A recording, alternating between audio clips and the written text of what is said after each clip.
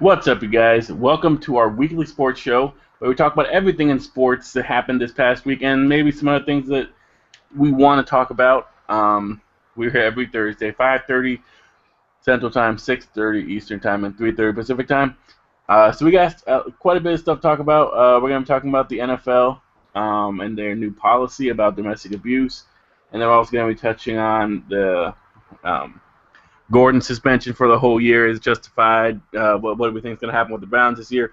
And then we're going to talk a little bit about the preseason. Obviously, that's coming up. That's coming to a wrap. And then we're going to touch a little bit on this new Cuban outfielder that the Red Sox signed this past week. So, and then whatever else happens, we will go there as well. But as always, I'm joined with Dawkins, Miles Dawkins, 24/7. What's up, man? How y'all doing, man? Feeling good, feeling great. Last preseason games wrapping up today, so Ooh. regular season's right around the corner. So I'm ready to get into it, man. Oh yes, oh yes. Oh Okay, so yeah, let's start with the NFL's new policy. Now, correct me if I'm wrong, but I'm just going to say this and correct me. But I believe that it's a lifetime ban if domestic abuse occurs. yeah. It's something along those lines, and it's almost like it's too little, too late. You know Yeah. what I mean? No. I mean, domestic violence has been, in just the world's culture for a long time. You know what I mean? And when they're dealing with, pro athletes, they have big egos, and those egos can easily get, shattered, by, the words of a significant other. So. I think if it is a lifetime ban, because I did see something on it. If it is a lifetime ban, that's pretty extreme. When Ray Rice only got 2 games, you know what I mean? It's like how you can go from 2 games to you kicked out for life. You know what I mean? So, um, for the most part, I mean, I'm okay with the stiffer punishment. You know what I mean? But at the end of the day, it's up to these guys to make sure they uphold the law. You know what I mean, and make sure that they're there for their teams. And of course, football is not forever, so you also want to make sure that you're a good person outside of playing football and stuff like that. So maybe this will get some people who might be struggling with that issue, to get some help. Maybe some anger management. But again, these guys are football players. These guys are athletes, and again, almost every athlete across any sport has some type of ego.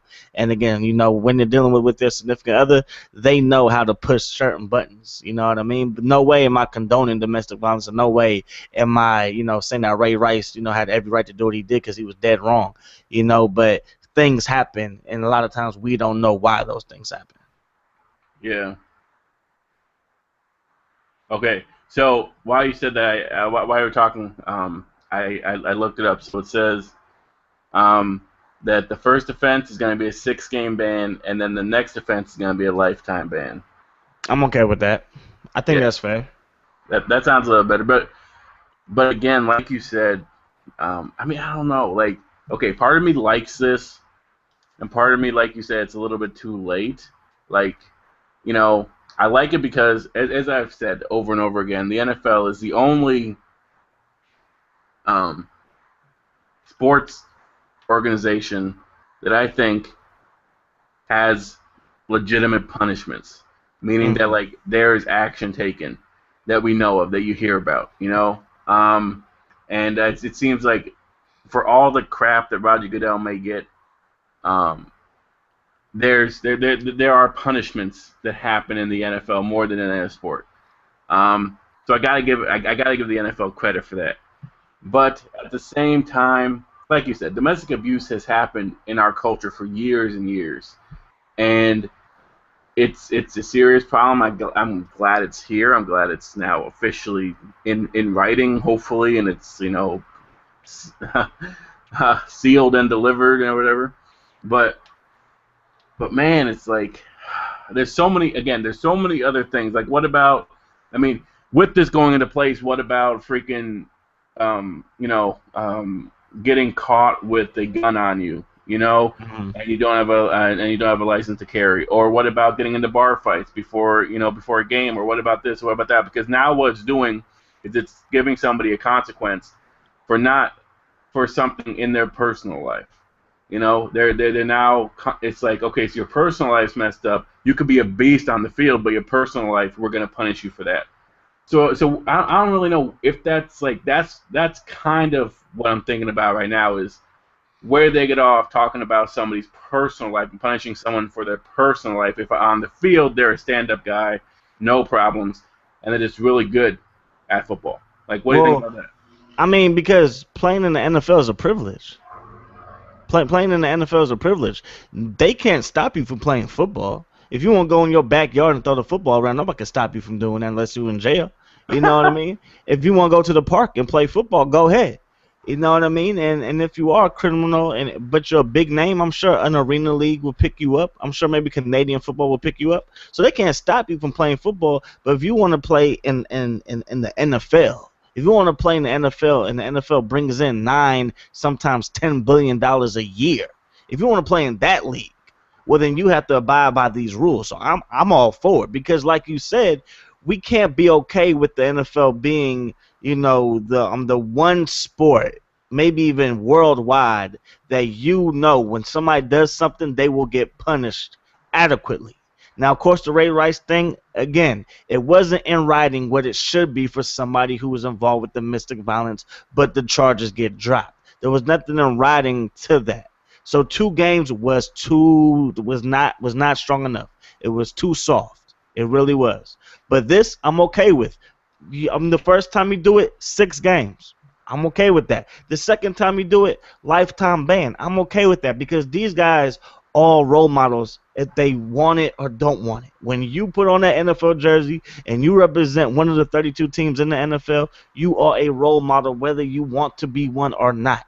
So it is not okay for these people to be okay on the field, be a great player on the field, be a stand-up teammate in the locker room, and never get in fights on the field, but they're horrible outside of the locker room. They're horrible off of the field.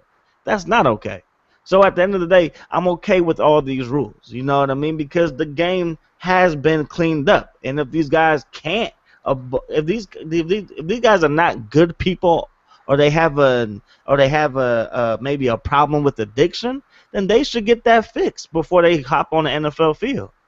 They should really get that fixed because then you might look at a little kid and a little kid will be like, hey, I could smoke weed or I could be an alcoholic and still play football. There's nothing wrong with that. Well, there's something wrong with that because how many of us will want friends that are addicted to smoking or addicted to a more powerful drug or addicted to alcohol? You know what I mean? How many of us will really want those people to be our friends? So do we really want those people to be on our football team? Absolutely not. Because just because they can win us a championship, that's fine. That's fine. But people will always put an asterisk on what people do. We put an asterisk on what LeBron James has done. He won championships, but he had to play on a juice team to win those championships.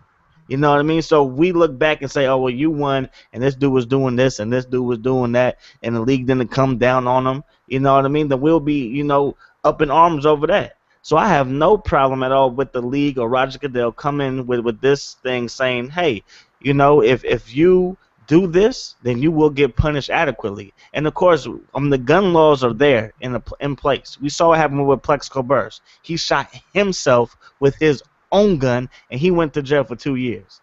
You know what I mean? So Roger Goodell and the league really didn't have to step in because the law, did its, job, so to speak. So I'm okay with the rules. These players will adjust. If they don't adjust, then they're gonna be missing out on millions upon millions of dollars. Right. What about like Richie Incognito? Do you think that he should be allowed to be in the league anymore? Should he allowed to be in the league? Absolutely. Richie Incognito, he's always had a problem. Going back to his college days, I believe he went to 2 different colleges. I believe he started his career with Nebraska, got kicked out of Nebraska, then went to the University of Oregon, got kicked off of there, entered the draft, and played on like 4 different teams in like a matter of years because he's always had an attitude issue.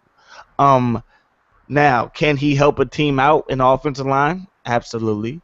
But more importantly, he went to rehab. It might not have been the most heartfelt apology, but again, he went to rehab. He did say that he was sorry. And we're supposed to forgive people when they do say sorry, whether it's the most heartfelt or not. You know what I mean? So at the end of the day, I feel like if a team wants to take a chance on him, they have more or that they are well within their right to do so. If I'm a GM, I'm not touching them. If I'm a GM, if I'm a GM and I know that this dude has used racial slurs, I can't do it. And because he used racial slurs and he was bullying an African American, it's like I can't put him on my team. I wouldn't want him on my team. I haven't said this as ironic as it is. I'm a 49er fan, and we signed the guy that was being bullied in Jonathan Martin, and I didn't want him on my team because I felt like if you can't stand up for yourself, then why should I want you playing football for my team?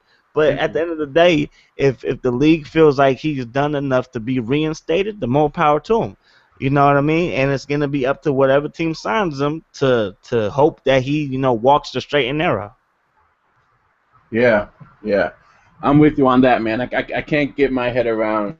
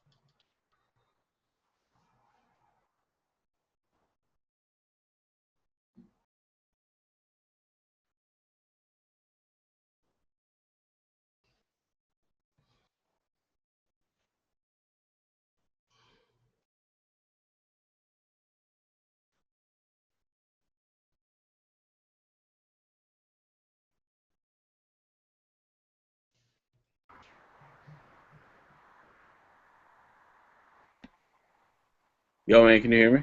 Now I can. Yes, now I can. You were dead for like 30 seconds. Okay, sorry about that. No, you My mic was being weird. All right. Yeah. So like I said, Incognito. Ah, man, I can't get him on my team if I were GM, like you said. But with Martin, I mean, I don't really care. You know, I mean, if he produces on the field, if he does what he does, if it's his job and he does it well, then I'd sign him. But in the back of my mind, I'd kind of be fearful, like you said, in the locker room. You know, will he stand up for himself? Because these are very high testosterone human beings that we have Yeah. in the NFL. And if you can't stand up for yourself, if you're going to get bullied and this and that, then guess what? Your confidence is going to go down. And if it affects your play on the field, which it must, then you're starting to hurt my team. And it's all about team morale, you know? Like, again, you want a cohesive unit. You want people to consider each other brothers and all that stuff. And if you got like one little runt in there, he's going to get bullied. And he's going to get freaking thrown in places that he doesn't want to be. So, Absolutely. No, I totally agree with you. yeah. All right. Well, speaking about drugs and people doing it, um, marijuana apparently is the most dangerous drug in the world. Um, Josh Gordon got his he got suspended for a year. It's official now. His appeal did not go through. What were you thinking about this? Because we talked about this a little bit a couple of weeks ago and last week as well, but now it's official. What do you think about it? For me, it's well deserved. He has earned the right to be suspended for a whole year. A whole year for A whole year. marijuana? I mean, again, we could talk about marijuana and we could talk about more powerful drugs, and I hear that argument. I hear it. Trust me, I do. But the NFL's rules are very simple. They're very simple. If you get caught using any type of drugs, doesn't matter, any type of drugs, you will be suspended for the first 4 games of the season. And then your next offense, you will be suspended for the whole year. And guess what happens if he does it a third time? Well, then he gets that lifetime ban. Okay, so Really? this is really, yes, really, and this all started with one of the greatest football players of all time, Lawrence Taylor. Lawrence Taylor, and he was using a powerful drug. He was using a more powerful drug in cocaine, and when he did it, 4 game suspension. And when he did it again, they were talking about suspending for a whole season. And then if he was going to do it again, he was going to get kicked out of the game that he loves dearly. So this is why Chris Carter was trying to talk to Josh Gordon, trying to let him know that the NFL doesn't need Josh Gordon. The NFL doesn't need Josh Gordon. The NFL has been pretty good without Josh Gordon. He's only been in the league for 2 years. You know what I'm saying? And he's not gonna be on the Browns this year. Are we not gonna watch Johnny Manziel if he checks into a ball game? Are we not going to be interested to see if the Cleveland Browns can make anything out of this season? Absolutely not. We're still going to be intrigued by the Cleveland Browns with Josh Gordon or without Josh Gordon, and that's the beautiful thing about the NFL. If the Lakers lose Kobe Bryant, which they did last year, not too many of us are watching Laker games. You know what I mean? So at the end of the day, he got what was coming to him. Now, we have to remember that he was at Baylor with RG3. And when RG3 got drafted, Josh Gordon was going to stay another year in college. Well, guess what happened? He got caught with weed again, and he got kicked off of Baylor, and he had to enter the supplemental draft. And there the Browns picked him up. And then going into last year's season, and it's remarkable the numbers that he put up last year because he was suspended for the first 2 games last year. It should have been a 4-game suspension, but they made it a 2-game suspension.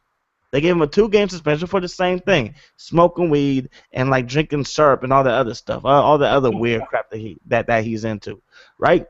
And he got suspended for the first 2 games of last season, but was that a wake-up call? It wasn't a wake-up call. And then he got caught with it again in the offseason. And while he's facing a suspension, a lengthy suspension, it's been going on ever since the draft, even since before this past draft. He was caught speeding, and when he was speeding, he had marijuana in the car. And then he got caught in somebody else's car speeding, and that car had marijuana in the car. So clearly he has an addiction issue, clearly, because if he's willing to sacrifice millions, and I mean millions of dollars to smoke weed, then clearly he has a habit that he needs to kick. And that's why Chris Carter was trying to talk to him, because Chris Carter, even though he's a Hall of Fame wide receiver, he was going through the same thing with the Philadelphia Eagles, and the Philadelphia Eagles cut him. And looking back on it, Chris Carter says that was the best thing that ever happened to him, because the Philadelphia Eagles did what no other person, no other coach could ever do, and that was take football away. Because he went through the same thing in college, just like Josh Gordon. He was at the University of Ohio State, and he got caught, abusing drugs, and he was an alcoholic, I believe, and he had to enter the supplemental draft. He's going to stay his senior year. He was going to stay his senior year in college, but he forgot it because they were going to suspend him for the whole season for his drug use. And so then the same thing happened in Philly, and he got cut. And then he cleaned his life around, got signed to Minnesota, and that's all she wrote. Now he's in the Hall of Fame.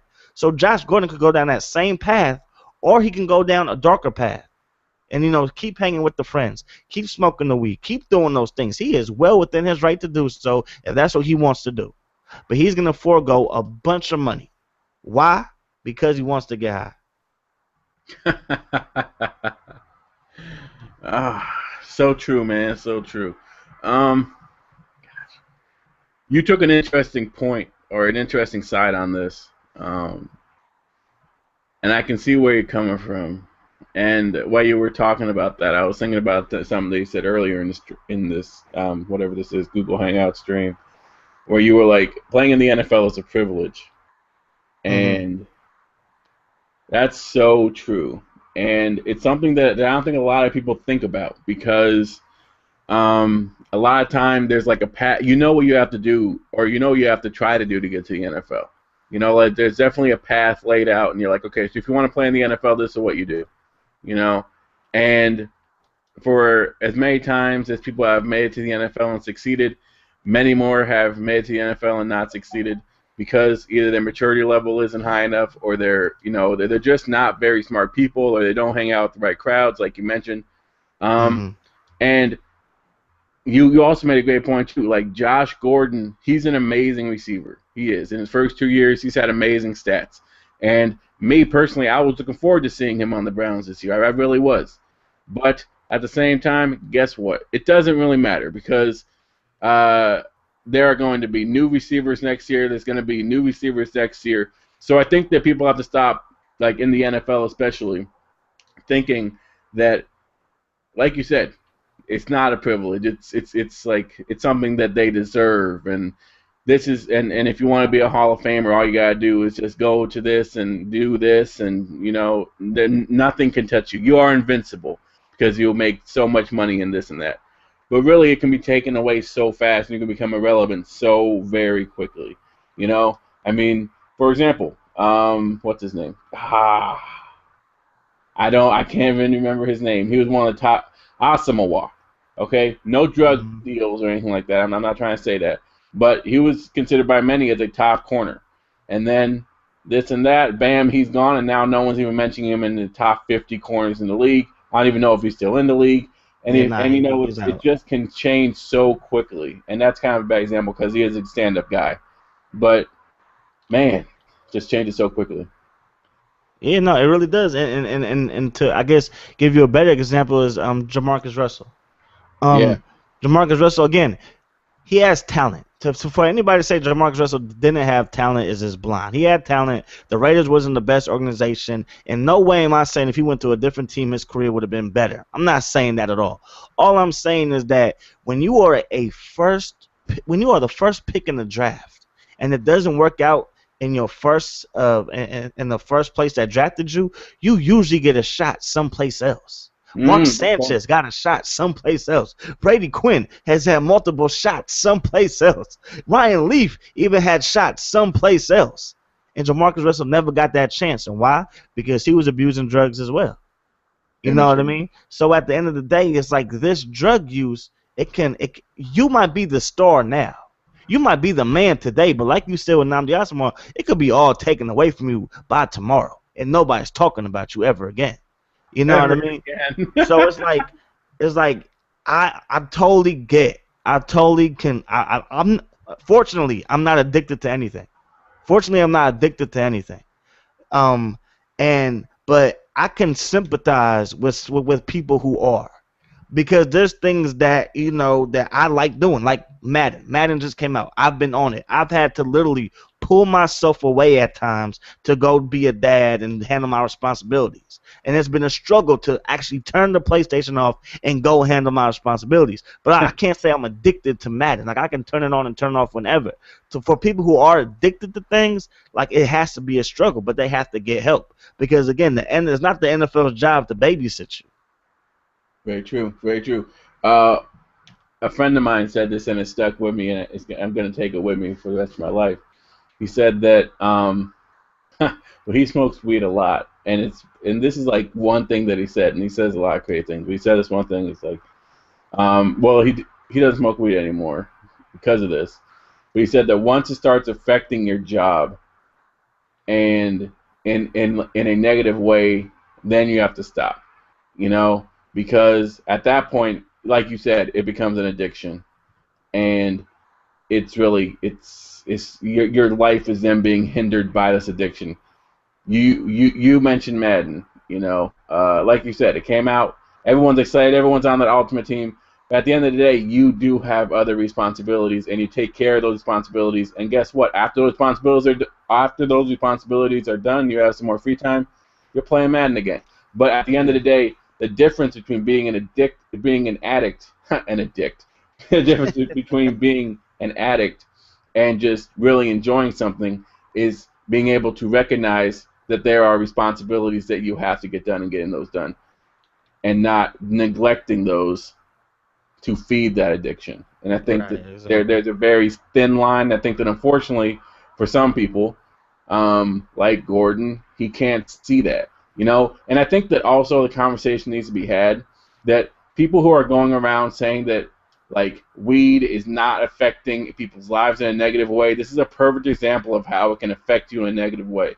This guy had one of the best ceilings of a wide receiver, and now he's close to being kicked out of the league because he couldn't stop smoking marijuana. If marijuana isn't an addiction, and if it isn't a terrible thing and all this other stuff, then why are we sitting here? Why is this guy losing, like I said, billions of dollars, billions of sponsorships, his whole livelihood, something that he worked like 20 plus years to achieve? Why is he losing that because of this one drug? You know, and again, like it could be the people that he's hanging out with, but I can guarantee you 100% that the people that he's hanging out with are also smoking marijuana. So there's no Exactly. distant thing, you know. Exactly. Alrighty. So let's talk about the preseason, man. Like you said, this is the last week. Oh man, next Thursday, right, is the first Yeah, regular season game. Thursday. Thursday. First regular season game is on Thursday. First regular season game is next Thursday, and I'm so excited. Preseason has been cool. I enjoy the preseason. I am a football head. I can Yes, you relate are. to those that like spring training baseball. I can relate to y'all. Um, but for the most part, I'm sick of it. I'm ready for these games to count. I'm ready for these games to mean something. I'm ready, for to see who's gonna take that next step. You know what I mean? Who's going to turn into like a superstar caliber player? Which teams are gonna take the next step into becoming, the top dog of their division, get into the playoffs, and make some noise in the playoffs. You know what I mean? There's a lot of great storylines going on right now. And the one thing that has been consistent throughout the whole preseason that hasn't really been talked about is the play of the Seattle Seahawks. They have destroyed every single team that they have played. And it has been not fun to watch being a 49er fan. It is not fun to watch at all. Seeing my Niners struggling. I know it's just preseason. I know that we can overreact a lot. But at the end of the day, Seahawks are looking better than almost any other team in the whole wide world. Seriously. Yeah, man. It's just preseason, but geez, it gives you that fever and it like teases you. You know, that's why preseason I think is so important for the NFL. It teases you, but it doesn't make you bored like baseball spring training does. Because Yeah. baseball spring training is every single day. And the difference is you have to wait for your game every single week in the preseason, and it's like you get a little taste, and you get to see your starters, and you get to see, you see Jay Cutler out there, you see Brandon March, you see a completion, you're like, oh yes, okay, and then they take it away from you that quick, and then you Yeah. see Jimmy Clausen, and you're like, who the f is this? I don't want to watch this guy, and then you go and you see week 2 preseason, and you see him go a little bit more, they tease you a little bit, and they take him away from you, and then week 3 they give you a little bit more and take him away from you, then week 4 they give you just that Nothing. little bit and then take it away from you. But Yeah. now is the time that you really get to see these guys that you want to see. Finally, who's good, who's not. Enough of the talking, enough of the analysis. It's time to get down to business. Time to get down to football. And man, it is. I am just so ready for this season to start. Uh, Absolutely. Man, it's time. I mean, the storylines are endless right now. The storylines are endless.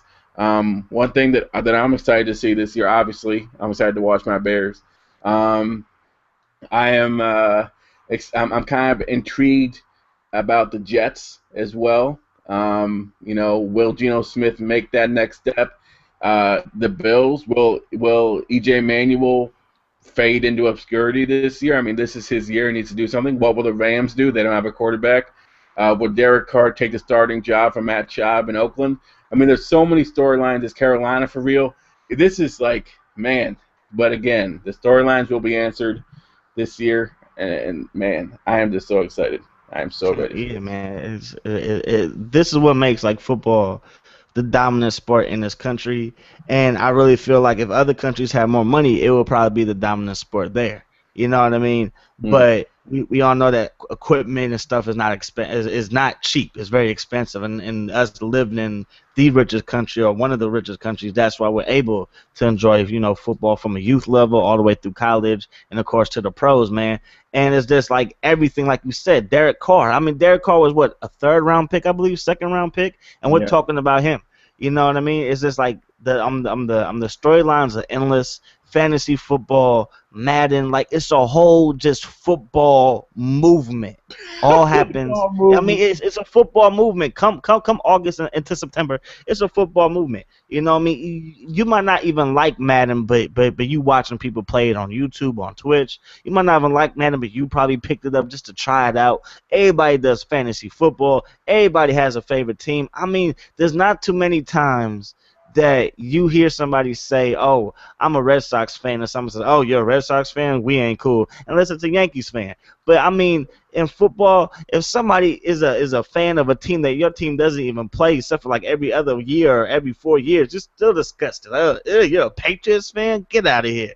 You know what I mean? It's like football is just it's that game, and like It is just love it, yeah, awesome. love it. All right.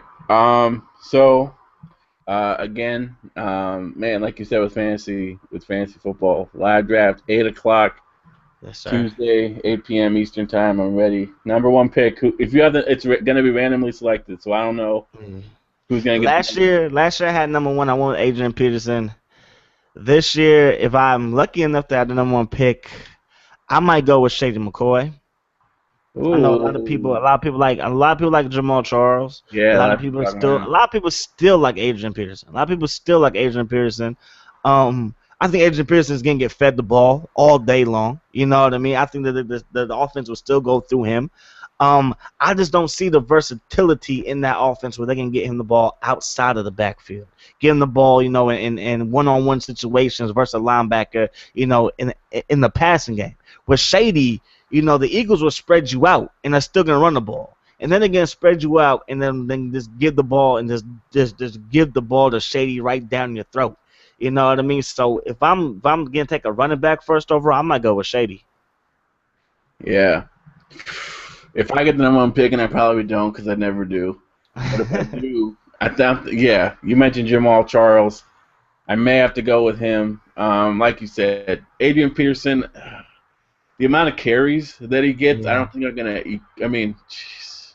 Yeah. I Yeah, mean, if Charles and McCoy are gone, then clearly you take AP next because no running back I see better than him as far as fantasy is concerned. You know what I mean? well, Martin maybe Doug Martin's coming off an injury, or Morris. and again, I mean, you have to fantasy is just numbers. Fantasy is just for geeks. You have to calculate how many opportunities is Doug Martin gonna get because Tampa Bay, from my estimation, might be down in games early and often because that offense won't be that good. Hmm. Good point. But thinking about Doug Martin, if he could stay healthy, he probably will be a top five fantasy back. What Just about defense? Who's the top? Defense, Seattle's gonna be number one. Yeah. Uh, 49ers should be right up there. I believe I saw a ranking where they were number two. St. Louis gonna have a good defense. Arizona's gonna have a good defense. The Bucks, the Tampa Bay Buccaneers, and that's why I kind of like Doug Martin. Because thinking more about the Bucks, they do play tough defense, and usually teams that play tough defense like to run the ball, like Seattle, like the 49ers and stuff like that. So Doug Martin could have a very good year. I like the Panthers defense. It just depends on how many times that they can be on the field. Because love Cam. Who doesn't love Cam? We don't love the weapons though. We don't love the weapons that Cam has. So that offense might struggle, and the more the defense is on the field, the more of a chance for them to not produce any points for you come fantasy. Yeah. All So right. yeah, Nice. Okay. Last topic of the day here. This is kind of a short show, but next week we will have so much football to talk about that it won't even. yes sir. So, all That's right. what that's what I live for. That's what you live for. Okay.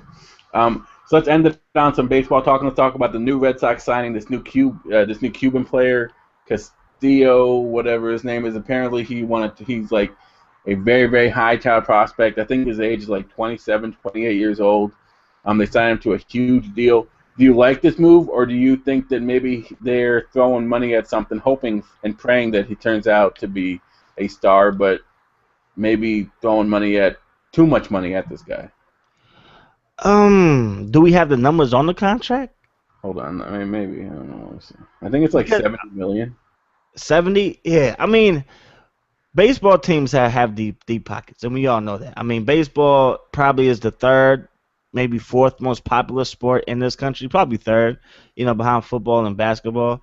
As far as breaking in the dough, it does that. 162 games are bound to make some money. So again, these teams have pretty deep pockets. You know what I mean? So especially the Red Sox. Um, I would like to see him be a little bit more proven though. What I mean, before throwing all this money at somebody. Because nowadays in Major League Baseball, you just see people throwing out big contracts, a big amount of money, for people that, aren't like all that. You know what I mean? Because us growing up as kids, it was Ken Griffey, it was Barry Bonds, it was Randy Johnson. Like those were the guys. And right now, today's, MLB, it's hard to say, oh yeah, these guys are on their level. These guys are up, at that caliber of player. But again, if these teams feel like it is, then hey, if they have the money to sign people like this, then go on, and do your thing. But it's always cool to see the lower market teams be in there, and you really have to strategize to get good players instead of just throwing a whole bunch of money at them. Yeah. This really, I didn't understand this because we have yet to find a Cuban player that's been a productive player for us. It's kind of like the Cuban invasion right now, when I say that in the best way possible. But you think about Yoenis Cespedes, yes, I'm a huge fan of him, but I wouldn't put him top 5 in the outfield. And I'd really have to think about top 10.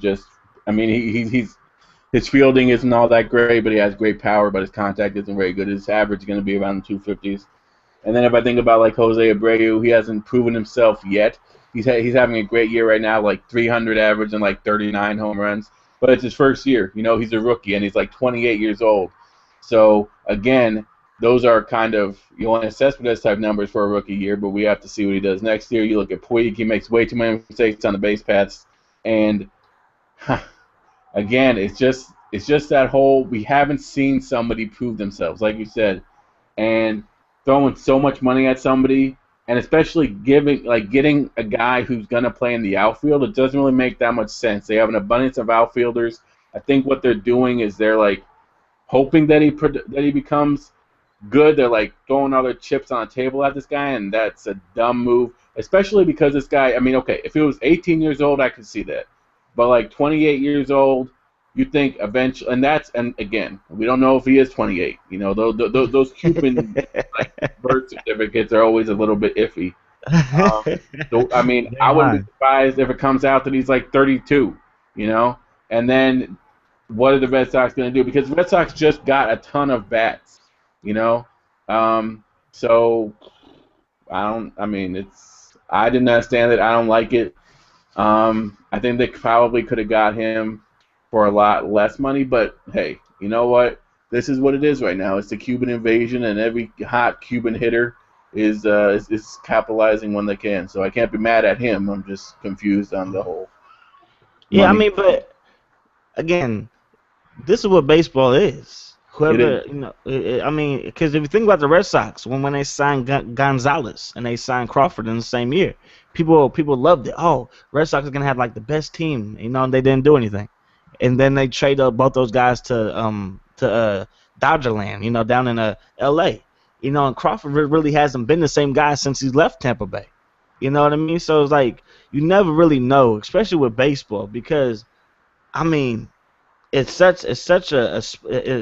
a sport where people can be hot and cold at a moment's notice. Baseball is one of those sports where consistency, isn't really like a measuring stick. You know what I mean? Because there'll be games somebody goes 0 for 4 and then they go 4 for 4 the next day. You know what I mean? So it's you really never know. No, very true, very true. Only time will tell, I guess, if this was a good move. Maybe, I'll put my foot in my mouth next year when this guy totally becomes a beast for the next 5 years. Who knows? Don't worry about it. Kurt Warner does it a lot too. Kurt Warner.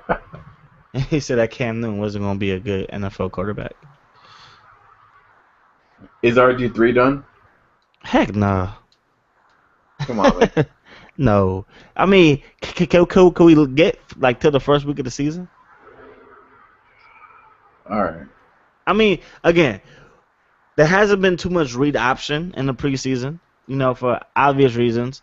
But if they can implement read option again, right? If they can implement that back into the offense, that's going to open up passing lanes for RG3. So, again, I think only time will tell with RG3. I still like him. I do. I think he needs to work on not necessarily his accuracy, but his decision making. Because again, we all saw that throw that he did Monday night versus the Browns, and it was just the dumbest throw in the world. So if he can just not try to make every single play, allow Garcon, allow Morris, allow Deshaun Jackson to do their thing. Get them the ball in places where they can make people miss, rely on that running game and that beast of a running back in Morris, and just relax. relax. You know, he doesn't have to make every play, but I feel like he thinks that he does, or maybe he wants to make every play, and that just shows a selfish attitude. Yeah, this him and Eli Manning are living off of past things. Eli Manning Isn't should have everybody though? been, and like, yeah, and freaking what's his name? RG3 had one good rookie year, and ever since then he's been unproductive. And kind of, it's just like we have. If I could be the voice of reason. Well, RG3's only been in the league for 2 years. So he had a good rookie season. He had a torn ACL coming into last season, and it didn't work out. It was just a bad year. So should we cut him? Should we get somebody else in there? You know what I mean?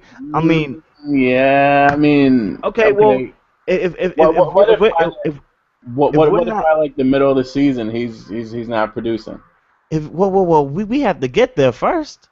If he's not producing, if he's not producing, at the mid part of the season, then yeah, throw Kirk Cousins in there. Throw Kirk Cousins in there and see what Kirk Cousins can do. But come on, not too many people sitting here saying that Kirk Cousins is a better option at quarterback than RG3. I'm not going to say that. You're most likely not going to say that right now. If RG3 can get back to that form his rookie season, and I believe that he can, well then shoot, the Redskins won the division. They won the division that year. Yeah, and that was the first time. Yeah, it wasn't because of that defense. I mean, Santana Moss had a lot to do with that. Yo, Santana Moss hasn't been the same player in like the past 4 or 5 seasons. Okay, I mean, there's a reason why they brought in Pierre Garçon. There's a reason why they brought in Josh Morgan, even though he didn't turn out to be that good. But there's a reason why they also brought in. There's also a reason why they brought in Deshaun Jackson. There's a reason for that. I don't like it when people say, well, was he the reason for why they won? Okay, well, if you take him off of the team, does that team still win the division? Does that team still go to the playoffs without him? Yeah, they might be a good team without him, but are they a playoff team without him? You put in a different quarterback. Is that same quarterback going to go 20 TDs and only 5 interceptions? That was his stat line his rookie season, 20 TDs, 5 interceptions. That's pretty darn good, and he was healthy. When he wasn't healthy and he was trying to make all the plays, he was trying to be Superman out there, it really wasn't working. He was trying to do too much. He tried to make it all about him, and it wasn't a good look. All I'm saying is, a lot of times people live off of past achievements to carry them through. Now, why? Because it's about your reputation. If you have a reputation of being a good guy and you make one slip up, you're probably not going to go to jail for a mighty long time unless you murdered somebody. But a lot of times, if somebody's a good person, we will always believe that they're a good person until they prove us wrong. So if you look at the most successful organization over the past 10, 15 years, it would be the Patriots. But the Patriots haven't won a Super Bowl since Madden 05. You know what I mean? So at the end of the day, is Tom Brady living off of past achievements? Is Bill Belichick living off of past achievements? What? Because, what have they done? They've been playoff contenders ever since they've been together. Okay, and ever since RG3's been healthy, the Redskins have been playoff contenders. No way. Well, he was healthy his rookie season and they made it to the playoffs. He wasn't healthy last season and they didn't make it to the playoffs. So, it's a 50-50 chance that if he's healthy that they're going to make it to the playoffs. It's a good chance. It's a good chance. Because nobody right now can say that at the end of the year, it's a guarantee that Tony Romo, Eli Manning, or Nick Foles will be better than RG3 at the end of the year. Nobody can guarantee that. Okay? Eli Manning, is 2 years removed from winning another Super Bowl, from winning his second Super Bowl. Last year, he had a horrible season. 18 touchdowns, 27 INTs. We should get rid of him, though. The Giants need to cut Eli Manning because he had one bad season, and they're going to find somebody better. Mm-hmm. They're going to find somebody better. It's like a lot of times, just because you're okay with what you have does not mean that you're settling. It's not settling sticking with RG3. You're not settling sticking with Eli Manning. These guys, when they're at their best, are pretty good quarterbacks. So let's see if they can get back to their best this season. Let's see what these guys are by week 8, week 9, and week 10. Let's see how they're performing. If we're really going to be worried about, if we're really going to count the preseason as, as the measuring stick going on to the year, well then let's just crown the Seattle Seahawks because they play the best. Let's crown them because they play the best and they look the best. They can be the champions. The Bears don't have a chance. The Packers don't have a chance. The Niners don't have a chance. The Broncos, the Chiefs, the Patriots don't stand a chance because the Seahawks already won the Super Bowl. Because they had the best record going into the preseason. Because they played the best going into the preseason. Like, to me, we have to let things play out. We have to let things play out. Because if we were to listen to ESPN and all of them, well, then Kobe would be the greatest basketball player of all time. If we were to listen to ESPN, well, then Tom Brady would be the greatest quarterback of all time. But ESPN doesn't have a crystal ball. ESPN couldn't predict that Eli Manning would beat Tom Brady twice in the Super Bowl. We couldn't predict that. A lot of times we have to let things play out because, again, Joe Montana, 11 touchdowns in 4 Super Bowls, 0 interceptions. Went to the Super Bowl 4 times, won all 4. So sometimes we have to let things play out. Sometimes we just overreact a little too much.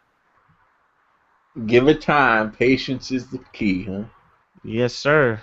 All right. Yes, sir. Because, I mean, Jay Cutler should be cut then.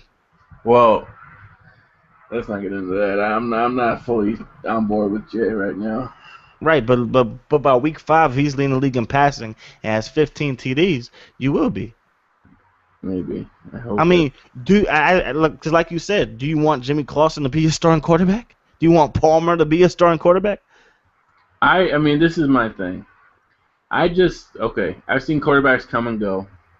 I've seen some succeed and I've seen some flat, dead on their faces. And I've also seen quarterbacks succeed in one system and then not succeed in another one, and succeed in one team and not succeed with another team. And with that, like, for me, it's very hard to consider any quarterback non-expendable. There are some that I think are you can't replace them. Tom Brady, Peyton Manning, Drew Brees, Phillip Rivers, whatever, Aaron Rodgers. But somebody like Jay Cutler, in my head, I just can't get around it that there's probably somebody out there that's better than him. Absolutely. There must be somebody, and we just gotta give somebody a shot. And even if he's just like a tad, maybe if he just is a tad not as fast or just has a tiny bit of not as strong an arm, that's okay. Because at the end of the day, he won't turn the ball over. He won't make these throws that'll make people scratch their head and be like, "Why did you do that? Because you didn't read the defense well." So I don't know. I mean, there are so many quarterbacks out there. There are so many quarterbacks out there that it's just. There are. I don't know. There are so many quarterbacks out there that we think are good. Yeah, that's true. If we look over history, and I was to tell you that quarterbacks that don't take chances, quarterbacks that throw for more TDs than interceptions, and quarterbacks that lead their teams to championships but don't put up big-time numbers, will those guys be in the Hall of Fame? Most likely you would say no. Because we look at Peyton Manning, and not only is his team good, but he puts out big-time numbers. Drew Brees, big-time numbers. Phillip Rivers throws the ball far, big-time numbers. But Troy Aikman, 3 Super Bowls, and only threw over 20 touchdowns one time in his career. We were arguing about this earlier. Alex Smith or Jay Cutler. I tried to tell everybody who was saying that I was stupid that I'm not saying that Alex Smith is a better talent. I'm saying I could probably win more games with Alex Smith because I could build a team around him. I could build a team around Alex Smith because, one, he's not going to produce extremely high numbers, so I don't have to pay him an extremely high contract. It's a give and take with everything. So at the end of the day, Jay Cutler is a tremendous talent, but like you say, he's going to turn that ball over. And eventually, if you turn that ball over, well, then you're going to have more interceptions than TDs because there's only one other quarterback in NFL history that has 4 Super Bowls. That's Terry Bradshaw. But won't nobody say that he's one of the best quarterbacks of all time. Why? He has more interceptions than TDs for his career. So turning the ball over is a death sentence to an NFL team that has a good defense. So the Bears, they had their good defense. Jay Cutler was turning the ball over. Now the defense isn't that good, but he has 2 great receivers, 2 great receivers on the outside, a good tight end in the middle, and one of the most underrated running backs in the league. But he's still turning the ball over. because he thinks that he needs to make the play. He needs to fit that ball in there. He needs to do no. There's only one player that I would ever let do that, and that's Brett Favre. And Jay Cutler's no Brett Favre. Yeah. All right, awesome. Great show, man. Do you have anything else you want to talk about before we get into a minute to preach it? Nah, man. I think I'm good, man. I think I'm good. All right. I'll go first this time, and then. All right. Let's see. Here it is. All right. All right. So today I'm going to be talking about Landon Donovan and this, and this whole idea that he wants to go out, and just play one more game. He just wants one more game, his little swan song, and then he'll be done with the national team. Obviously, if you don't know, he's going to retire this year. And it's unfortunate that it had to happen like this, that he has to take to media and say, please, media, fans, U.S. nation, help me get on this team, because there's no reason why he shouldn't have gotten that chance. We saw it in the qualifiers, even in like friendlies before the World Cup. We saw it with Mexico, really like honoring and thanking players that had really given their lives to a country, to the sport in their country, to their fans, and it was a great ceremony to watch. And we didn't get to see that with Landon Donovan, and now it's kind of like forced, and it's just ridiculous. So Jurgen Klinsmann is a dum-dum, and that is my minute. For sure. All right, man. You ready? I'm ready. Okay, let me know. All right, I'm ready. Let's do it. Okay, go. I'm so tired of these people that sit on these nice chairs, have big cameras in front of their faces, and they're projected on my TV screen talking nonsense. Again, I'm relating this to the fact that my 49ers have not looked good in the preseason. They have not looked good at all in the preseason. But let's just remember one thing. NaVorro Bowman, he's hurt, won't be available till after Thanksgiving, most likely. Patrick Willis has not played in a single preseason game for the San Francisco 49ers. Crabtree has played, I believe, 2 games in the preseason. Has he looked good? Not necessarily, but neither has Colin Kaepernick. But am I worried? No, because when we get everything together, one thing I can say about the San Francisco 49ers, we let the younger players play. We weren't worried about ESPN's opinion of us. We wasn't worried about NFL Network's opinion of us. We just wanted to let our younger players play, and that's what we did. Who cares about the record of the preseason? Because let's all remember, the Detroit Lions went 0-16, but they went 4-0 in the preseason. Yeah, those experts, man. Trying to tell you, you get somebody a microphone, they think they run the world. They run the world. Oh well. I mean, the regular season's just about to start, so all the hoopla, all that stuff will come to an end. Yeah. Just give it some time. Gosh, a week away, man. A week away. That's it. I'm working on this franchise, right, and I need to find a slider set. The accuracy is way too high. Nick Foles threw 94.1%. I was using RG3, and he completed 88.4 of his passes. Oh, wow.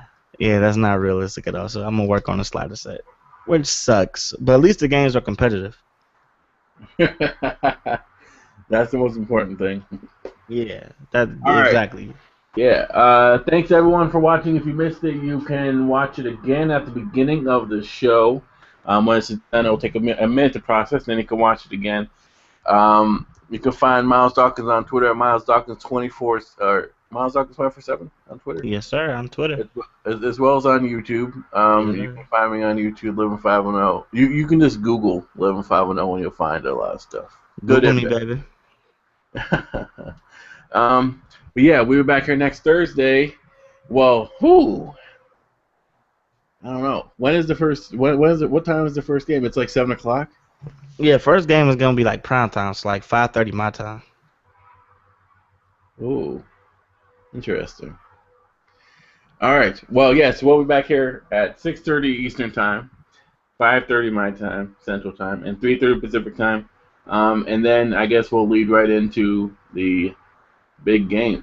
If you guys are interested in joining this hangout, it's pretty easy. Just leave a comment. Hit me up on Twitter, 11510, and you can definitely get in here. All you got to do is have an opinion, and your gums have to work so you can talk stuff. But that's it, man. Do you have anything else before we get out of here? Follow your dreams, chase your dreams until you have no more breath in you. Ooh. When you finish on E. Make sure no stone is left uncovered. Ooh, okay. Yeah. Got the whole world's panties wet on that one. He did. Oh, man. All right. Thanks, everyone, for watching. Adios. Sayonara, suckers. Sayonara.